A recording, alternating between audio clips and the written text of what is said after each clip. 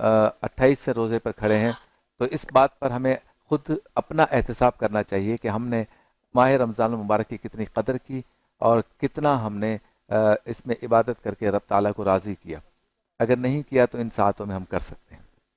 اب موقع آ رہا ہے عید کے چاند کا۔ ہمارے ہاں بدقسمتی سے ایک عرصے تک یہ جھگڑا بھی چلتا رہا کہ چاند نظر آیا ہے یا نہیں آیا۔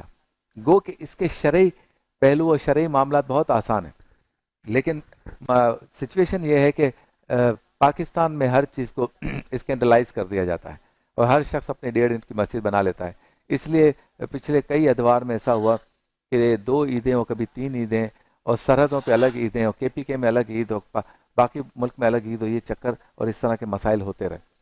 اب یہ 2-3 سالوں سے کچھ معاملات بہتر ہو گئے کہ سنا ہے یہ ہے کہ جو لوگ یہ مسائل پیدا کرتے تھے، گو کہ وہ بھی مفتی تھے، وہ بھی عالم دین تھے، علماء تھے، لیکن اب ان کو خود آن بورڈ لے لیا گیا ہے اور وہ اس سفر میں، اس کشتی میں سوار ہو گئے ہیں جہاں سارے بیٹھ کر ملک میں چاند کا یا عید کا فیصلہ کرتے ہیں۔